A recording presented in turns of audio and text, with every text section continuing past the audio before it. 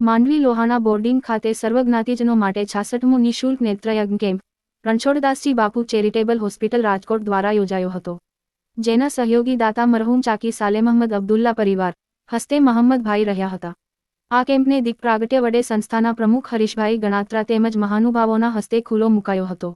આ પ્રસંગે શાંતિલાલભાઈ Ganatra, doctor Kharediya, doctor પ્રાચી સચદે, હસમુખભાઈ ઠક્કર, મહેન્દ્રભાઈ ચોથાણી, શંકરભાઈ ખારવા, કિશોર શાહ, કિશોર ઘટા, પનુભાઈ દરજી, મુસ્તાક હાલા, રમેશ ઝાલા, સલીમ રાયમા વગેરે ઉપસ્થિત રહ્યા હતા।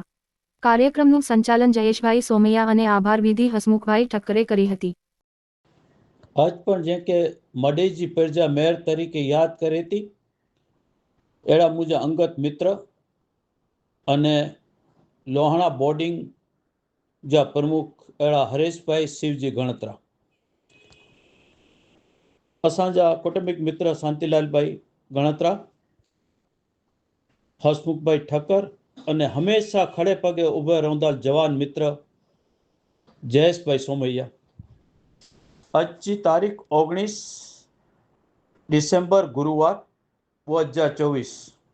मुझे परिवार तरफ थी कैंप रखे में जो को आयो है अने कोई संजोगों के कारण आऊँ कि मुझे परिवार उपस्थित ना रही सकिया सी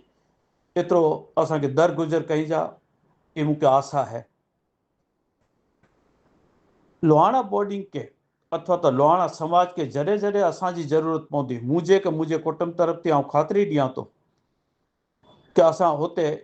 के हमेशा खंबे खंबो मिलाए करे ने आ भेगा रोंदासी। अने छेले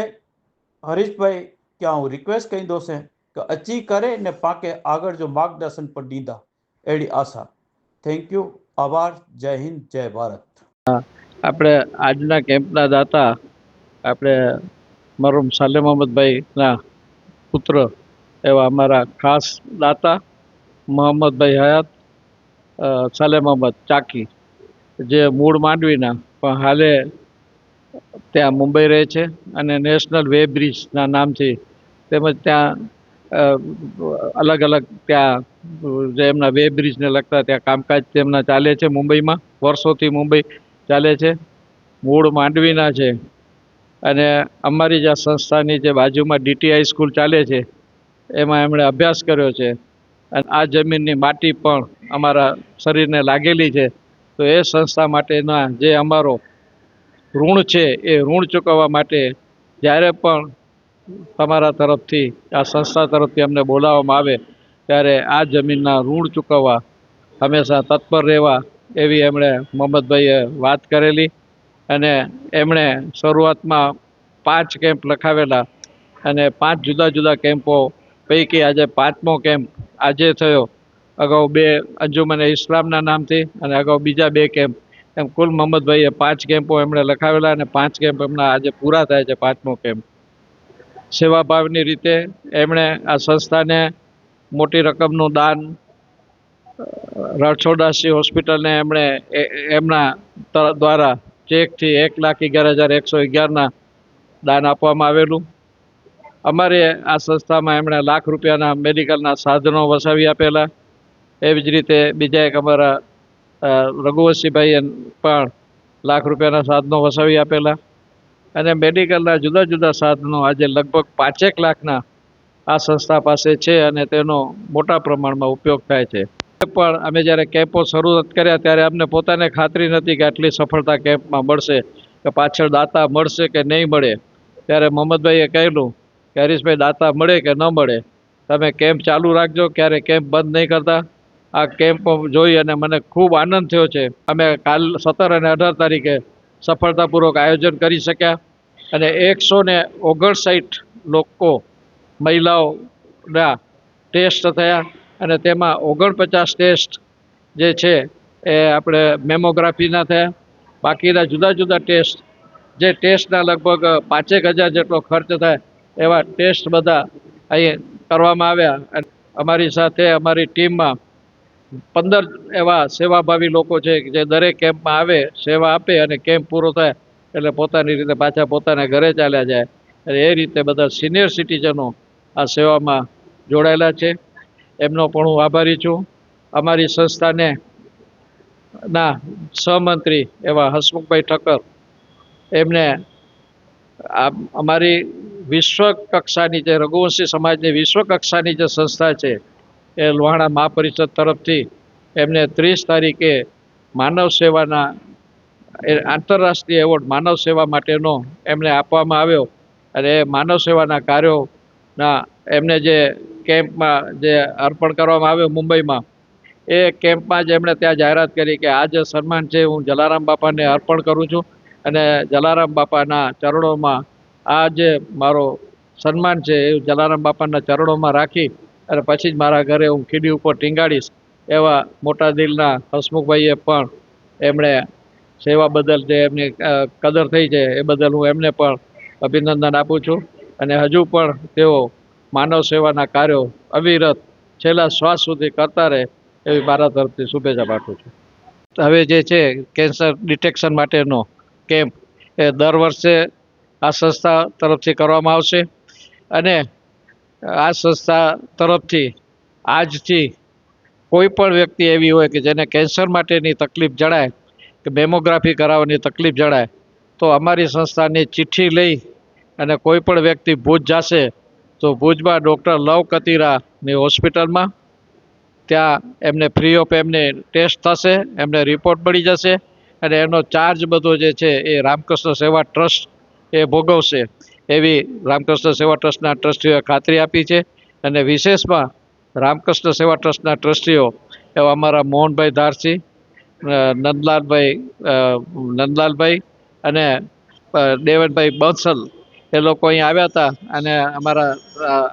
બેનશ્રીની હાજરી હતી ને અમારા મહિલા અધ્યક્ષ એવા નીમાબેન આચાર્યની હાજરી હતી અને એમાં પણ એમણે ખાતરી આપી છે કે અમારી જે રામકૃષ્ણ સેવા ટ્રસ્ટની હોસ્પિટલ અને જે સ્ટર્લિન હોસ્પિટલ ગાંધીધામ છે એના 15થી 20 સારા બધા હાઈ ક્વોલિટીના ડૉક્ટરોનું જો તમને અહીંયા માંડવીમાં મેડિકલ કેમ્પ કરો તો એ મેડિકલ કેમ્પમાં અમારા બધા ડૉક્ટરોની ટીમે આવી અને પૂરા દિવસનો મેડિકલ કેમ્પ યોજાય તો એમાં પણ અમારા તરફથી સહયોગ આપવામાં આવશે એવી એમણે ખાતરી આપી છે અને એ અનુસંધાને આ કેમ્પ પણ અહીં યોજાશે. આવતા જાન્યુઆરીના લાસ્ટ વીકમાં medical camp general medical camp કરવાનું પણ આયોજન છે. એ આયોજન આ મહિનાના અંતમાં સાથે બેસી ગોઠવી અને એની જાહેરાત પણ કરવામાં આવશે. પણ જાન્યુઆરીના લાસ્ટ વીકમાં 3જા અથવા 4થા વીકમાં જનરલ મેડિકલ કેમ્પ પણ માંડવીમાં આપણે કરશું એવી આ સ્થળેથી હું ખાતરી આપું છું. માનનીય પ્રમુખશ્રી અને મારા વડીલ શ્રી હરીશભાઈ ગણાત્રા જેવો સેવાભાવ માનવ સેવા કરવી એ પોતાની ફરજ સમજી અને જે કેમ્પો કહેવાય અમારા કે ચશ્માનો કેમ્પ, જ્યારે તેઓ માંડવી રેડક્રોસ સોસાયટીના ચેરમેન છે, જ્યારે એ લોકોને રેડક્રોસ સોસાયટીના તરફથી અપીલ આવી એટલે તાત્કાલિક એની પ્રવૃત્તિ પાછળ પોતે જોડી જાય અને અમને પણ દોડાવે અને વધુમાં વધુ માણસો કેમ કોઈ પણ સેવાનો લાભ લે એના માટે તેઓ તત્પર હોય છે. ચશ્માના કેમ્પથી અગાઉ જ્યારે આપણું વાવાઝોડું આવ્યું ત્યારે વાવાઝોડા વખતે પણ રેડક્રોસ સોસાયટી તરફથી એમને મેસેજ આપવામાં આવેલો કે માંડવીમાં આટલું બધું મોટું નુકસાન થયું છે, ત્યારે તેઓ પોતે જાતે હાલી અને જે પરિવારોને તાલપત્રી, બ્લેન્કેટ, બાલદી, કીટ જે વસ્તુની જરૂરી હતી ત્યારે તેઓ સાથે ચાલી ત્યાંના પરિવારોની મુલાકાત લઈ ને તેમના માટે પણ લગભગ 40 પરિવારોને લગભગ અંદાજિત 3,000 થી 4,000 રૂપિયાની જે રેડક્રોસ સોસાયટીથી આવેલી વસ્તુ હતી એનું પણ આયોજન અમે અગાઉ કરેલું છે. ત્યારબાદ હમણાં કેન્સર ચેકિંગ માટેનો કેમ્પ જેને કહેવાય કે માંડવીમાં સર્વપ્રથમ હશે એમના માટે તેઓ સતત 2 વર્ષથી રામકૃષ્ણ હોસ્પિટલ ગાંધીધામ માટે સતત પ્રયત્નશીલ હતા અને જેનો પણ અમને 17 અને 18 એક નહીં પણ તેમના પ્રયત્નોથી 2 દિવસનો લાભ અમને મળ્યો છે, જેનું અમે ગૌરવ લઈએ છીએ. અને જે માનવ સેવા કરવાની તક તેમના માધ્યમથી જે અમને મળે છે એ ખરેખર અમે મનુષ્ય અવતાર સુધારી રહ્યા છીએ. રણછોડદાસજી બાપુ ચેરિટેબલ ટ્રસ્ટ અને સહયોગી દાતાશ્રીઓના સહકારથી 66મો કેમ્પ આજે આપણે કરવા જઈ રહ્યા છીએ. અમારા પાસે 101 કેમ્પ સુધી સહયોગી દાતાઓનું લિસ્ટ છે અને હું સૌને સહયોગી દાતાઓનો ખૂબ ખૂબ આભારી છું. 2 દિવસ પહેલા 17 અને 18 અમે જે બહેનો માટે ખાસ કેન્સરની નિદાન કેમ્પ યોજ્યું હતું. એ અમને રામકૃષ્ણ ટ્રસ્ટના સહયોગથી વેન આવ્યું હતું, એમાં તમામ સાધનો હતા અને લગભગ અમે 200 બહેનોનું આ રિપોર્ટ બધા કરાવ્યા છે. એટલે શું છે કે કેન્સર ખાસ કરીને બહેનોમાં બ્રેસ્ટ કેન્સરનું ઘણું બધું અત્યારે જોવા મળે છે. શરૂઆતમાં નિદાન થઈ જાય અને ટ્રીટમેન્ટ મળી જાય એના માટેનું આ અમને કેમ્પનું આયોજન કરેલું હતું, જેમાં સર્વેનો સહકાર અમને ખૂબ જ સરસ રીતે મળેલ છે.